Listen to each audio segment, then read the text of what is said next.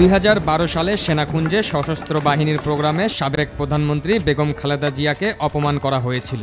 চাঞ্চল্যকর এ তথ্য ফাঁস করেছেন মেজর জেনারেল ফজলে এলাহি আকবর। সেদিন সেনাকুঞ্জে আসলে কি ঘটেছিল খালেদা জিয়ার সঙ্গে সেটি এখন জানবো আমরা। 2012 সালে যে ম্যাডাম গেলেন, ওই অভিজ্ঞতাটা কিন্তু ম্যাডামের জন্য মোটেই সুখকর ছিল না।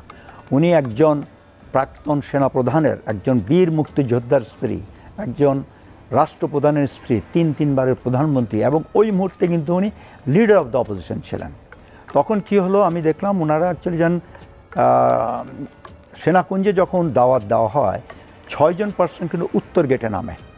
সেই উত্তর গেটে কারা কারা নামে? 3 বাহিনী প্রধান, তারপরে PSO arm forces division, leader of the opposition and the prime minister. এই 6 জনই কিন্তু ওই গেটে নামেন।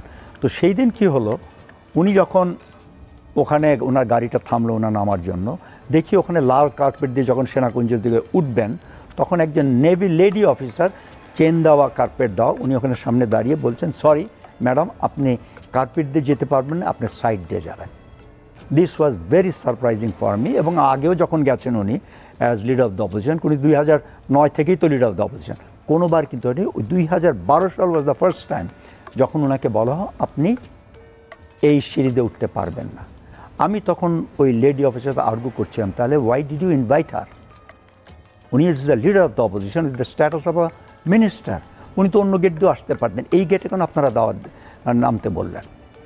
Sorry sir. ইউজুয়ালি সাধারণত ওখানে লগ এরিয়া কমান্ডার রিসিভ করে, কিন্তু উনি যখন in the meantime madam গাড়ি থেকে নামলেন, নেমে আমার কথাটা শুনে আঁচ করতে পারলেন, তখন উনি স্ট্রেট বলেন, জেনারেল সাহেব আমার সাথে আসেন। তো উনি ওইখান থেকে কার্পেট বাদ দিয়ে সিঁড়িতে ওঠা শুরু করলাম।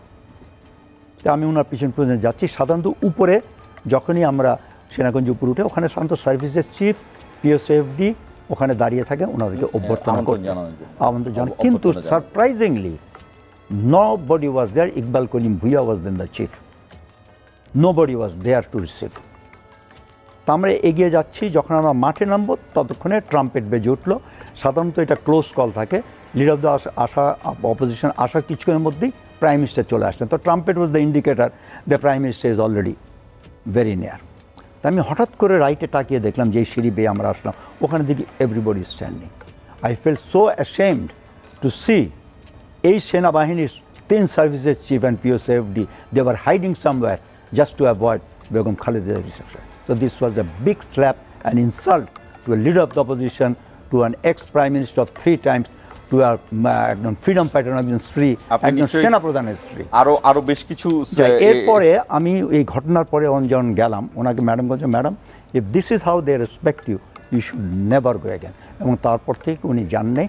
এই গত 21শে নভেম্বর সেনাবাহিনী ওনাকে সানন্দে এবং সম্মানের সাথে অভিনন্দন জানিয়েছেন, সবাই রিসিভ করেছেন, তাই উনি গিয়েছেন।